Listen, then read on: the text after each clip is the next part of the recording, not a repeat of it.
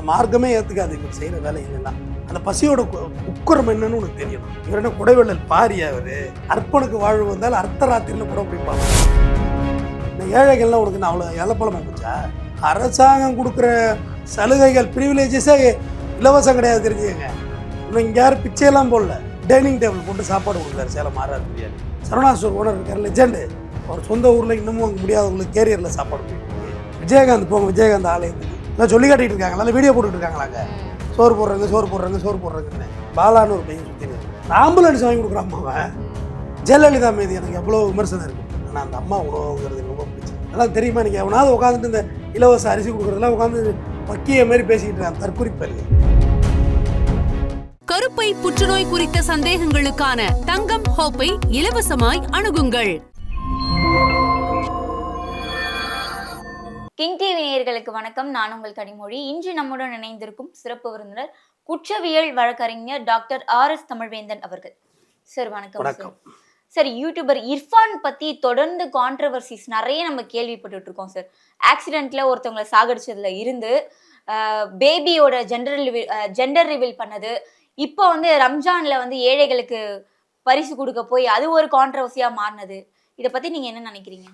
முதல் விஷயம், நீங்கள் நபிகள் நாயகம் அந்த குரான் இதெல்லாம் எந்த அளவுக்கு படிச்சிருக்கீங்கன்னு எனக்கு தெரியல. அவர் எந்த அளவுக்கு படிச்சிருக்காருன்னு தெரியல. நான் குரான் ஃபுல்லாக படித்தவன். அதோட எனக்கு இதை முதல்ல அந்த மார்க்கமே ஏற்றுக்காது இவர் செய்கிற வேலைகள் எல்லாம். ஃபர்ஸ்ட் ஆஃப் ஆல், ஒரு குழந்தையோட ஜெண்டர் தெரிஞ்சுக்கிறது இஸ்லாத்துக்கு எதிரானது. தெரிஞ்சிக்கக்கூடாது. எந்த குழந்தையாக இருந்தாலும், அது ஊனமுற்ற குழந்தையாக இருந்தாலும் அது இறைவன் கொடுத்தது அப்படின்னு அந்த மார்க்கம் நம்பப்படுகிறது. அது முதல் தவறு. ரெண்டாவது தவறு என்னென்னா, இவர் குழந்தைக்கு, தன்னோட குழந்தைக்கு பிரசவம் நடக்குது, அதை போய் அந்த தொப்புள் கொடியை போய் தான் வெட்டுறது மிகப்பெரிய அஃபென்ஸ். அந்த சர்ஜரி ரூமுக்குள்ளே போவே கூடாது நம்ம. ஏன்னா முதல் விஷயம், நம்மள்ட்ட இன்ஃபெக்ஷன் குழந்தைக்கு போவோம், குழந்தையோட தாய்க்கு இன்ஃபெக்ஷன் ஆகும் நம்மளால். இப்போ டாக்டர்ஸ்னால் ஃபுல் கவர் ட்ரெஸ்ஸு அதனால நம்ம உள்ளே போகக்கூடாது. அதை அனுமதிச்ச மருத்துவர்களும் தப்பு, இவர் போய் அதில் வெட்டினதும் தப்பு, அதை வீடியோ எடுக்க விட்டது அதோட பெரிய தப்பு. இந்த டாக்டர் நம்ம பவர் ஸ்டார் தான் ஒரு படத்தில் வீடியோலாம் எடுத்து மாட்டுவார் தெரியுமா? ஐ திங்க் உதயநிதி படம்னு நினைக்கிறாரு. வீடியோலாம் எடுத்துகிட்டு என்னோட கட்சிக்காரர் மாதிரி வீடியோ எடுத்து இப்போ ரீல்ஸ் எல்லாம் விட்டுருவார் ஃபேஸ்புக்கில் எல்லாம். கரெக்டாக அது எவ்வளோ பெரிய காமெடியாக பார்த்தோம். அது காமெடி இல்லை, பி சீரியஸ். அதே தான் இவர் பார்த்தார். வாகன விபத்து கூட அவர் மச்சான வேறு யாரும் ஓட்டுனதாக சொல்லி அப்படி தான் வழக்கு பதிவு பண்ணியிருக்காங்க. Accident is happened. நான் அதையெல்லாம் போய் குற்றமாக சொல்லலை. விபத்துகள் நடக்கலாம், ஆனால் இதெல்லாம் விபத்து கிடையாது. நீங்களாகவே கிரியேட் பண்ணுற விஷயங்கள் உங்களுடைய ட்ரெண்டிங்காண்டி. இர்ஃபான்கிற யார்? முதல்ல இர்ஃபான் யார்? ஒரு சாதாரண உணவு ரிவ்யூ பண்ணவர். அதெல்லாம் இப்போ யூடியூப் வந்த பிறகு தானே எல்லாத்தையும் ரிவ்யூ பண்ணோம். முடியாது ரிவ்யூவு அதெல்லாம் ஒன்றும் கிடையாது. இந்த கடையில் சாப்பிடுங்க நல்லா இருக்குது, அந்த கடையில் சாப்பிடுங்க நல்லா இருக்குன்னு அந்த ஹோட்டல்காரவங்க காசு கொடுத்தாங்க, நம்ம கடையை ப்ரமோட் பண்ணுங்கன்னு. வளைச்சி சொல்கிறாங்கம்மா, போய் தின்னா நல்லா இருக்குது அந்த கடையில். அன்றைக்கி ஒரு வாத்துக்கறி இட்லி காலைல 5:30 மணிக்கு கிடைக்குதுறான். நான் மெனக்கெட்டு கார் எடுத்துகிட்டு போனோம். பார்த்தா நல்லாவே இல்லை. அது அந்த இட்லியெல்லாம் கல்லாக மாதிரி புளிச்சு போயிருந்துச்சு. ஆனால் இவங்க யூடியூப் சொல்கிறத நம்பி தானே போகிறோம். இவங்க சொன்ன பல கடைகளை நமக்கு தெரியும், ஆனால் நம்பி போகவும் நல்லா இருக்காது. இதோட நீட்சியாக பார்த்தீங்கன்னா, அவர் அமெரிக்கா போனார். அமெரிக்கா போய் நெப்போலியன் வீட்டுக்கு போய் அப்படியே வீடியோ எடுக்க அப்புறம் தமிழ்நாட்டிலே உள்ள அரசியல் பிரபலங்களோட சாப்பிட்றது, அது ஒரு நிகழ்ச்சியாக போகுது. சாப்பிட்றத வச்சு ஒரு அந்த உட்காந்து எடுக்கிறதுக்கு பதில் சாப்பிட்டுக்கிட்டே பேசுகிற மாதிரி ஒரு ரிவ்யூ போகுது. அது நிறைய பேர் பார்த்தோம். வர்ச்சூர் செல்வம் கூட ஒரு பேட்டி கொடுத்துருந்தாரு அண்ணன். இப்போ ஜான் பாண்டியன் கூட ஒரு பேட்டி கொடுத்துருந்தாரு. ஏன் கனிமொழி மேடமே ஒரு பேட்டி கொடுத்துருந்தாங்க. உதயநிதி சார் ஆமாம் கொடுத்துருந்தாங்க. நிறையா சொல்கிறேன், அவங்க வீட்டு ஃபுட்டை பற்றி ரிவ்யூ பண்ணுறது. அது சந்தோஷமான விஷயம், அதை அவங்க எடுத்துக்கிறாங்க. ஆனால் இந்த ரம்ஜான் அப்படிங்கிறது முதல்ல என்னென்னு அவர் இர்ஃபானுக்கு நடத்துவோம் பாடத்தை. பட்னியாக இருக்கணும். காலையில் வெளிச்சம் வந்ததுலேருந்து இரவு வெளிச்சம் மறைகிற வரை நீ பட்னியாக இருக்கணும். எதுக்காண்டின்னு முதல் விஷயம் சொல்லிடுறேன். நபிகள் நாயகம் சொன்னது, மற்ற ஒருவனுடைய பசி உனக்கு தெரியணும். அவன் மற்றவன் பசிச்சா எப்படி இருக்கும், அந்த பசியோட உக்கரம் என்னன்னு உனக்கு தெரியணும். எச்சு கூட முழுங்கக்கூடாது. எச்சையா முழுங்க, அதுலேயும் சயின்ஸ். எச்சைங்கிறது செரிமானத்து பண்ணி உண்டு பண்ணுறது. நீ வெறும் வயிறாக இருக்குள்ள எச்சு முழுனா அந்த அமிலம் என்ன ஆகுனா வயிற்றுல போய் குடலை புண்ணாக்கிடும். பச்சை தண்ணி குடிக்கக்கூடாது, எச்சை துப்பணும். ஒரு சொட்டு கூட நீ இது பண்ணிடக்கூடாது. பகல் முழுவதும் பட்னியாக இருக்கணும். இரவில் சாப்பிட்டுக்கலாம். காலைல 4 மணிக்கு நோம்பு திறக்க முன்னாடி சாப்பிட்டுக்கலாம். இவ்வளோ ஒரு புனிதமான விஷயம் இது ஒன்று. இன்னொன்று சயின்ஸ். நீ எவ்வளோ நாள் நம்ம உடம்பு பூரா சாப்பிட்டு கொழுப்பு எல்லாம் நம்ம உடம்புல சேர்ந்து டெபாசிட் ஆகிருக்கும் லிவரில். அப்போ நீங்கள் இந்த நோம்பு இருக்கக்குள்ள என்ன ஆகுனா அந்த கொழுப்பெல்லாம் எடுத்து சாப்பிட ஆரம்பிக்கும் உடம்பு பகலில். சாப்பிட ஆரம்பிக்கலாம் உடம்பு ஹெல்த்தி ஆகும். ஒரு உங்களை உடம்பு வந்து எஃப்சி விடுற மாதிரி, லாரியெல்லாம் எஃப்சி விடுறோம்ல, அந்த மாதிரி உடம்பை சரி பண்ணுற ஒரு மகத்தான மருத்துவம் அதில் இருக்கிறது. நான் நோன்பு இருந்தேன், உங்களுக்கு தெரியும். நான் இஸ்லாமியன் கிடையாது. ஆனால் அதில் உள்ள சயின்ஸ் எனக்கு பிடிச்சிருந்தது. அடுத்தவன் பசியோட கொடுமை எப்படி இருக்குன்னு நான் தெரிஞ்சுக்கிட்டேன். இது எல்லாம் முடிஞ்சு ரம்ஜான் அன்னைக்கு என்ன செஞ்சாங்க, 27வது நாள் நைட்டு பார்த்தீங்கன்னா ஃபுல் டே நோன்பு ஊதுவாங்க. அதாவது பள்ளிவாசலில் குரான் திருக்குரான் ஊதப்படும். விடிய தொழுகை, விடிய தொழுகை. 31ஆம் நாள் டிக்ளேர் ஆகிடுது. அப்போ நம்ம வீட்டுக்கு பிரியாணி வந்து உங்கள் வீட்டுக்கு வந்துருக்கும், எங்கள் வீட்டுக்கு வந்துச்சு பிரியாணி வந்திருக்கும். இஸ்லாமிய சகோதரர் கொண்டாந்து கொடுப்பாங்க. காரணம் எங்கள் வீட்டில் ஃபங்க்ஷன் முடிஞ்சுது, சாப்பிடுங்க அப்படின்னு கொண்டாந்து கொடுக்குறது தான் ஒரு ஃபங்க்ஷன். டெய்லி சாயந்தரம் நோன்பு கஞ்சி உண்டு. அதை வாங்கி குடிச்சிங்கன்னு வைங்க, அவ்வளோ ஹெல்த்தியாக இருக்கும், டேஸ்டியாகவும் இருக்கும். மட்டனை போட்டு அரைச்சி அது நிறைய வெஜிடபிள்ஸ் போட்டு அரிசி வச்சு செய்கிறது. உண்மையிலே சீக்கு உடம்பு ஜுரங்கரம் வந்து அது நோன்பு கஞ்சி வச்சு சாப்பிட்லாம். அவ்வளோ முடிஞ்ச உடனே இவர் முடிஞ்சுது, நோன்பு முடிஞ்சுது. நோன்பு வைக்க போனப்பெல்லாம் எந்த பள்ளிவாசல் போனான்னு தெரியல. நான் போய் பள்ளிவாசலில் நோன்பு திறந்தேன், நீ பார்த்துருப்பீங்க. எங்கே போனாருன்னு தெரியல. அங்கேருந்து வந்து எல்லாருக்கும் நன்கொடை கொடுக்குறாரு அவர் மனைவியோடு வச்சுட்டு. அதில் அவர் கொடுத்த விதமே தவறு. யாருக்கும் வந்துட்டு அலட்சியமாலாம் கொடுக்கக்கூடாது. பிச்சையாக போடுறாங்க, கண்ணாடி இறக்கிட்டு போகிறது. அது சிக்னலில் நிற்கிறோமா, கண்ணாடி திறந்து இறங்க முடியாது. கதை வீட்டிக்கு அடுத்த வண்டியில் டக்குன்னு வண்டி மூவ் ஆகிடும், வண்டி ஆஃப் ஆகிடும், கியர் தவறி யாராவது தள்ளி விட்ருவாங்க, இவ்வளோ பிரச்சனை இருக்குது. அப்படி இருக்கக்குள்ள வண்டிக்குள்ளேருந்து போடுறாரு. போடவுள்ள அந்த மக்கள்லாம் கையை நீட்டி கேட்குறாங்கல்ல, உங்களுக்கெல்லாம் அறிவே இல்லையா?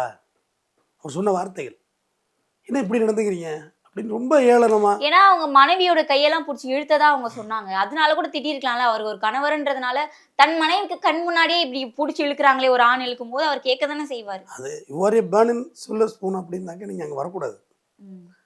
நீங்கள் ரொம்ப உயர்வானவர்கள், நீங்கள் வந்து எப்படி சொல்கிறது, தங்கத்தட்டிலே தான் சாப்பிடுவோம், எம்கேடி தியாகராஜ பகதவர், என்எஸ் கிருஷ்ணன் அளவுக்கு நீங்கள் கோடீஸ்வரன்னா அங்கெல்லாம் வரக்கூடாது. பொது இடத்துக்கு வர்றீங்க, அப்படி உடனே நீங்கள் கீழே இறங்கி இருந்தீங்கன்னா உங்களை யாரும் இருக்க போகிறாங்களா? அது எப்படி இழுத்தாங்கன்னு சொல்லி அது எப்படி அந்த வார்த்தையை நம்ம கொச்சையாக எப்படி மாற்றுறது? ஒரு பொருளை கை நீட்டி வாங்கக்குள்ள கை படுறது இயற்கை தானம்மா, இயற்கை தானே. அப்போ நீங்கள் ஒரு கொடுக்க வந்த விதம் எப்படி, கார்லேயே உட்காந்துட்டு அதை வீடியோ காப்பி பண்ணுறீங்க. முதல் விஷயம், வலது கைக்கு கொடுத்தது இடது கைக்கு தெரியக்கூடாது அப்படின்றதே சொல்லியிருக்காங்க. இவ்விடத்துக்கு இவ்விடம் இவர் என்எஸ் கிருஷ்ணன் இருக்கார்லம்மா, அவரோட டிரைவர் வந்து ஒரு கல்யாண பத்திரிக்கை வச்சுருக்காரு, திருமண பத்திரிக்கை. இவர் நொடிச்சு போயிட்டார். என்எஸ் கிருஷ்ணன் ஒன்றுமே இல்லை, நொடிச்சு போயிட்டார், ஆல்மோஸ்ட் திவால். இப்படியே பார்த்துட்டு கையில் குடிச்சிக்கிட்டு இருந்த டம்ளர், வெள்ளி டம்ளர் பார்த்தேங்க.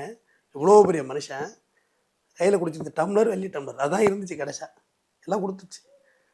பிடிச்சபடி அப்படியே கீழே டீயை ஊற்றிட்டு தண்ணியில் பிடிச்சிருந்தா டம்ளர் அப்படின்னாராம். இந்த புடி அப்படின்னு. ஏங்க அதை ஒழுங்காக ஒரு தட்டுக்கிட்டில் வச்சு கொடுக்கக்கூடாதான்னு மனைவி கேட்டுச்சான். அப்படி இல்லடி, கொடுக்குற நாளைக்குள்ளே மனசு மாறிட்டுனா என்ன பண்ணுறது? எப்படியே நான் உள்ளே வந்து தட்டு வச்சு ரெடி பண்ணி அவனுக்கு வெத்தலை பாக்கு பழத்தோட கொடுக்கறதுக்குள்ள மனம் மாறிவிட்டால் என்ன செய்வது? கொடுக்க வேண்டும் என்ற மனம் வந்த போதே கொடுத்து விட வேண்டும். எவ்வளோ உயர்வான ஒரு தத்துவம் அந்த மனுஷன்ட்டு இருந்திருக்கு பாருங்க. இவர் என்ன குடைவள்ளல் பாரியா இவர்? இவர் அப்போ கூட அந்த மாதிரி பண்ணுவாங்க தெரிஞ்சிருந்தா எதுக்கு சார் மனைவியை கூட்டிட்டு போகணும்? அது ஒரு கேள்வியும் வருது இல்லை. இது மனைவி எதுக்கு நீங்கள் கூட்டிகிட்டு போகணும்? இது வந்து விஜய் பார்வதி அட்வைஸ் பண்ணுற அளவுக்கு ஆகி போச்சு இர்ஃபான் நிலைமை. அவங்க கேட்ட கேள்வியும் சரியாக தானே இருக்கு. அப்சல்யூட்லி, நான் அதை மாற்றியே சொல்லலை. நான் அவங்க தப்பாவெல்லாம் கேட்டாங்கன்னு சொல்லலை. அவங்க வந்து வச்சு பங்கமாக இந்த ஆளை செஞ்சுட்டாங்க, பிடிச்சி வச்சு எல்லாம் வண்டியாக கேட்டாங்க. நீ என்ன அப்படி என்ன பாரி வரலா, நீ என்ன அப்படி கொடுத்துட்டு போயிட்டான்னு. அதாவதுமா, முல்லைக்கு தேர் கொடுத்தான் பாரி, ரைட்டு தானே? ஆனால் அதுக்கே எனக்கு கான்ட்ரவர்சியான கருத்து உண்டு. நீ அரசன், நேராக போயிட்டு அரசவைக்கு போயிட்டு அந்த முல்லைக்கு ஒரு பந்தல் செடி போட்டு விடுங்கடா, அது தள்ளாடிக்கிட்டு நிற்கிது அப்படின்னு சொல்லலாம்ல? சொல்லியிருக்கலாம். சொல்லியிருக்கலாம்ல. இல்லை நீ மன்னன், அரசவையில் இருந்து கூப்பிட்டு முல்லைச்செடி அப்படியே பேர்றா, பேத்துட்டு போய் ஒரு நல்ல மதில் சோறு உரமா நம்ம அரண்மனை உரத்தில் வைடா, நல்லா இருந்துட்டு போட்டு சொல்லியிருக்கலாம்ல? தேரை விட்டு போறீங்கன்னா உனக்கு எவ்வளோ நக்கல்? உனக்கு நிறைய இருந்திருக்கும், கொடுத்துட்டு போயிருப்பாரு. உன்னோட செல்வ செழிப்பு அப்படி இருந்திருக்கு, இப்படிதான் அர்த்தம். ஆனால் உண்மை அர்த்தத்தை சொல்லிடுறேன். ஏன்னா நான் எல்லாத்துக்கும் ஒரு குதர்க்கமான அர்த்தம் வச்சுருப்பேன். உண்மை அர்த்தம் என்னென்னா, ஒரு குடைவள்ளல் தன் நாட்டில் வந்து ஒரு முல்லைச்செடிக்கு தான் தேரே விட்டெறிஞ்சிட்டு போக முடியும் ஒரு மன்னனால் நடந்து, அப்படிங்கிறது தான் அதுக்கான மீனிங். அப்படிப்பட்டவர்கள் வாழ்ந்த நாட்டில் இப்போ இந்த மாதிரி ஒரு ஆளை பார்க்கும்போது அது எப்படி சார் இருக்கு உங்களுக்கு? அல்பையா இருக்கு, வேற என்ன இருக்கு? அல்ப. சரி, நம்ம வந்து இவர் எங்க இருந்து வந்தாரு அப்படின்றதே நம்ம பார்க்கணும். அதுதான், அது பேர் புது பணக்காரன்னு சொல்லுவாங்கம்மா. அர்ப்பனுக்கு வாழ்வு வந்தால் அர்த்தராத்திரியில் கூட பிடிப்பானா. இவெல்லாம் அர்ப்பன், புது வாழ்க்கை, புது பணம், இன்னும் கையில் காலில் தலைகாலில் புரியாதும்பாங்க. தலைகால் புரியல அவனுக்கு. நான் ஏழைகள்லாம் உனக்கு நான் அவ்வளோ இலப்பழமாக போச்சா? நீ தான் நான் உன் வீட்டு வாசலில் வந்து கையெடுத்துனாங்க. நீ என்ன ஏங்க அரசாங்கம் கொடுக்குற சலுகைகள் ப்ரிவிலேஜஸே இலவசம் கிடையாது தெரிஞ்சுங்க. இன்னும் இங்கே யாரும் பிச்சையெல்லாம் போடல. இந்த நாட்டுடைய கடமை. எனக்கு அங்காடியில் அரிசி கொடுக்குறது என்னோட ப்ரிவிலேஜஸ். நான் அங்கே தான் வாங்கி சாப்பிடுவேன். இங்கே இருக்கணும் பிச்சைலாம் கிடையாது. கவர்மெண்ட் எனக்கு பஸ்ஸு கொடுக்கணும் இலவசமாக, நான் ஏறி போவேன். எனக்கு ரயில் கொடுக்கணும், நான் ஏறி போவேன். இதெல்லாம் ப்ரிவிலேஜஸ், ஏழை கிடையாது, பிரகாரம். ஆனால் இவங்க இன்னும் ஒரே நாள் வந்து வீடியோ எடுத்து போட்டு ப்ரமோஷன் பண்ணிட்டு, ஏன் போ ஒரு பள்ளிவாசலுக்கு கஞ்சி காய்ச்சி போடு, ஒரு பெஞ்ச் வச்சு உங்கள் வீட்டிலே வச்சு பிரியாணி கொடுங்க. சேலம் ஆறாயிரம் பிரியாணி விட்டு போயிருக்கீங்களா? அவர் ஒரு பிரியாணி வியாபாரம் பண்ணுறவர். ஒரு ஹோட்டலோட தர்மம் என்ன தெரியுமா? அதில் சாம்பார் மிஞ்சி போச்சாலோ பிரியாணி மிஞ்சி போச்சாலோ யாருக்கும் இலவசமாக கொடுக்கக்கூடாது. ட்ரைனேஜில் எடுத்து கொட்டுவாங்க. ஆமாம்மா, இப்போ கேட்டு பாரு, நைட்டு ஒரு சும்மா கேமராலாம் வச்சிருக்கீங்க, எடுத்துகிட்டு போகிறது தானே, இப்போ கேட்குறது தானே ப்ராங்கு. யார் புரோட்டா கொடுங்க ஐயா அப்படி நைட்டு 12 மணிக்கு மேலே இருந்தாலும் கொடுக்க மாட்டாங்க. அதுதான் அதோட எத்திக்னு சொல்லுவாங்க. 2 விஷயம் இருக்குது. நாளைக்கு புரோட்டா கிடைக்கும், நீ வந்து நின்னா அன்னைக்கு மிச்சம் இல்லைன்னா என்ன செய்யறது? உனக்கு கொடுக்குறது இருக்காது. இன்னொன்று விற்கிறதுக்கு தான் நான் சாப்பாடு வச்சுருக்கேன். அதில் பாதி தப்பு இருக்குது, எனக்கு பாதி உடன்பாடு இல்லை. ஆனால் சேலம் 6000 பிரியாணி போங்க, வாசலில் பிரியாணி சாப்பாடு ஓடிக்கிட்டே இருக்கு. உள்ளே வச்சு பெஞ்சு இது போட்டு இது பேர் என்ன, இந்த மேலே உட்கார வச்சு டைனிங் டேபிள் போட்டு சாப்பாடு கொடுக்குறாரு சேலம் 6000 பிரியாணி. சரவணா ஸ்டோர் ஓனர் இருக்கார், லெஜெண்டு. அவர் சொந்த ஊரில் இன்னமும் அங்கே முடியாதவங்களுக்கு கேரியரில் சாப்பாடு போயிட்டுருக்கு. சரவணபுரம் சோறு போட்டவர் தான் அதுமாரி. விஜயகாந்த் போங்க, விஜயகாந்த் ஆலயத்துக்கு கேப்டன் சொல்லுங்க, சாப்பாடு எல்லாம் சொல்லி காட்டிட்டு இருக்காங்களா, வீடியோ போட்டுட்டு இருக்காங்களாங்க, சோறு போடுறாங்க சோறு போடுறாங்க சோறு போடுறாங்கன்னு. சார் வீடியோ போடுறீங்கன்னும் போது இப்போ எல்லாருமே சார் இடது கைக்கு கொடுத்தா வலது கைக்கு தெரியாதுன்னு சொல்ற மாதிரி, இப்போ நான் கொடுக்கறது எல்லாருக்கும் தெரியணும், அதை வந்து வியூஸ் ஆக்கி காசாக்கணும்னு தான் நினைக்கிறாங்க. இர்ஃபான் பாலான்னு ஒரு பையன் சுத்தின்னு இருக்கான், குக்கு வித்து கோமாளியில் வந்து ஆம்புலன்ஸ் வாங்கி கொடுக்குறான் அவன். இந்த மழை வெள்ளத்தில் பாதிக்கப்பட்டவோ தன்னிட்ட இருந்த 1000 ரூபா இருந்துச்சு, அப்படின்னு 20 பேர்ட்ட 30 பேர்ட்ட இருந்துச்சு, என்ற நாளைக்கு சாப்பாட்டு காசு இல்லைங்கிறான். வீடியோ போடுறது போட்டோ பிடிக்கிறது எனக்கு ஆதரிக்கிறதுலேயே ஒரு மனப்பான்மை இருக்குது. 4 பேருக்கு நம்ம போட்டோவுக்காண்டி உதவி செய்யாத வருவான்ல, நம்ம உதவி செய்யணுங்கிற மனப்பான்மை நீ எப்படி, இன்டென்ஷன் எப்படி தூண்டுவீங்க? இதை செஞ்சு இப்போ நம்ம பேசுகிறதுக்கு தானே ஒரு விஷயம் வெளில வருது. அப்போ உதவி செய்யணுங்கிற ஆர்வம் கொரோனாவுக்கு பிறகு தான் எல்லாருக்குள்ளேயும் உருவானுச்சு. நிறைய பேர் கொடுக்க ஆரம்பிச்சாங்க. அது தப்பாக நான் சொல்லலை, ஆனால் அங்கே மரியாதை குறைவாக நீ நடந்துக்கக்கூடாது. குறைந்தபட்சம் அவங்க மூஞ்ச நீ ஒரு பூ படம்லாம் போட்டு இப்போ வெளியிடுறாங்க, நான் மறுக்கலை. நான் ஒரு 5000 ரூபாய்க்கு உனக்கு ஒரு பொருள் வாங்கி கொடுக்குறேன் ஏழப்பட்டவங்களுக்கு, அப்போ என் ஃபோட்டோ வர்றதுல எனக்கு ஆசை இருக்குது தானே செய்யும். சாதாரணமாக யோசிங்க, எல்லாத்தையும் ரொம்ப காம்ப்ளிகேட்டடாக யோசிச்சா குழப்பமாயிடும். நாளைக்கு என்னை பார்த்துட்டு என்னோடய ஃப்ரெண்டு ஒருத்தன் செய்வான், அவனே செய்கிறான், அவன் வசதிக்கு நம்ம செஞ்சானடா அப்படின்னு கொடுப்பான்ல இன்னொருத்தன். நீங்கள் என்ன சொல்லுவீங்க? சார் நான் ஏன் சார் தாங்க சார் 500 ரூபா யாராவது அதை ஏழைக்கு கொடுங்கன்னு கொடுப்பீங்கல்ல. ஃபண்டு உருவாகும்லம்மா. அதனால் அது எனக்கு பெருசாக தப்பாக தெரியல. பட் நீங்கள் பேசுகிற விதம் தவறுங்கிறது தான் என்னோட கருத்து. சார் இந்த இர்ஃபானோட வீடியோலேயே இவர் அந்த பரிசு கொடுக்குறாரு ஒருத்தருக்கு, அவர் சாமி நல்லா இருக்கணும் அப்படின்றாரு. இதை கேட்ட இர்ஃபானுக்கு மட்டும் சந்தோஷமா இருக்கு, ஒரு பக்கமும் அதை ஆர்ப்பரிச்சுட்டு வாங்குறது வந்து இவருக்கு கஷ்டமா இருக்கு, நக்கல் அடிச்சு ஒரு மாதிரி நெக்கலா கேலி கூத்தா சிரிக்கிறாங்க. இதை எப்படி பாக்குறீங்க நீங்க? அதுதான்மா, இவர் பேர்னிங் சில்வர் ஸ்பூன் இவர் நினைச்சுக்கிறாருமா. இவர் எங்கே இருந்து வந்தாருன்னு தெரியுமா எல்லாருக்கும்? இவர் அப்படி இப்படி பிடிச்சாரு, நாளை ரிவ்யூ எடுத்தாரு, அங்கங்கே பிடிச்சாரு, அப்படி இப்படி இப்படி இப்படியே ரொம்ப, அதாவது தகுதிக்கு மீறி புகழும் திறமைக்கு மீறி பணமும் வந்தால் இப்படி தான் இருக்கும். அது எப்படின்னு பிரட்டி கூட போட்டுக்கலாம். திறமைக்கு மீறி புகழும் தகுதிக்கு மீறி பணமும் எப்படி வேணால் மாற்றி, ரெண்டுமே ஒரே அர்த்தத்தில் உல்டா மீனிங் தான். அது அப்படி வந்தால் இப்படி தான் இருக்கும். திடீர்னு வந்துடுது, வலிக்காமல் வந்துடுது, வித்தவுட் பெயின் வந்துடுதுங்குள்ள உங்களுக்கு சில செல்வாக்கு இருக்குது, சில பின்னணியில் சில பேர் இருப்பாங்கங்கிற நம்பிக்கையில் இது மாதிரிலாம் நடந்துக்கிறது. அந்த ஆணவத்தன்மை இறங்கி தாம கொடுக்கணும் உணவு.